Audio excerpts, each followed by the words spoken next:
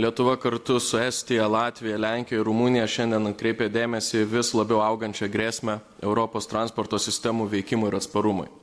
Pastaraisiais mėnesiais mūsų regione daugiau incidentų susijusių su dronais, GPS signalų klastojimu, elektroniniais trikdžiais ir kitomis hibridinėmis grėsmėmis. Nors dažnai apie juos kalbama saugumo ir gynybos kontekste, jų poveikį pirmiausia pajunta civilinis transporto sektorius ir Europos piliečiai. Lietuvoje gegužės mėnesį dėl galimos oro grėsmės buvo laikinai sutrikdyta Vilniaus oro uosto veikla. Paveikti skrydžiai, sustabdytas geležinkelio eismas, sutrikdytos logistikos ir pašto paslaugos. Panašia konkrečia praktika pristatytame dokumente dalinasi ir Latvija, Estija ir Rumunija. Svarbu, kad kiekvienu atveju buvo paveiktas ne tik transporto saugumas, bet ir transporto operacijų tęstinumas, keleivių mobilumas, krovinių judėjimas bei kritinių paslaugų teikimas. Tai rodo, kad dronų keliama grėsmė nebėra vien aviacijos saugumo klausimas. Ji tiesiogiai veikia oro uostus, geležinkelių infrastruktūrą, jūrų transportą, logistikos centrus, navigacijos sistemas ir pagrindinius Europos transporto koridorius. Ypač pažeidžiamos yra valstybės, esančios prie ES išorinės sienos. Tačiau bet koks sutrikimas šiuose koridoriuose neišvengiamai paveikia visos Europos transporto tinklą.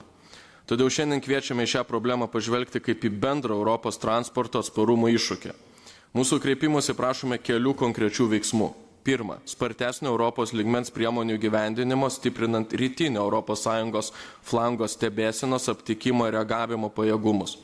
Antra, tikslingos Europos finansinės paramos dronų aptikimo ir neutralizavimo sistemoms, kritinės transporto infrastruktūros apsaugai, transporto operatorių pasirengimui bei veiklos tęstinumo užtikrinimui.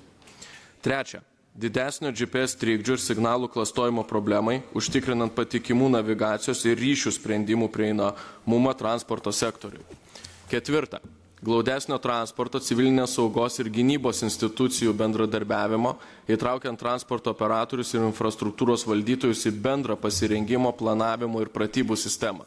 Ir galiausiai, didesnio Europos dėmesio transporto sektoriaus atsparumui kaip neatsiejamai bendro Europos saugumo daliai. Transporto infrastruktūra ir transporto paslaugų tęstinumas yra gyvybiškai svarbus mūsų ekonomikai, visuomenės funkcionavimui ir krizių valdymui. Todėl investicijos jų apsauga turi būti vertinamos ne kaip regioninis poreikis, o kaip bendras Europos interesas. Tikimės komisijos ir valstybių narių paramos stiprinant Europos transporto sistemų atsparumą šių naujų grėsmių akivaizdoje.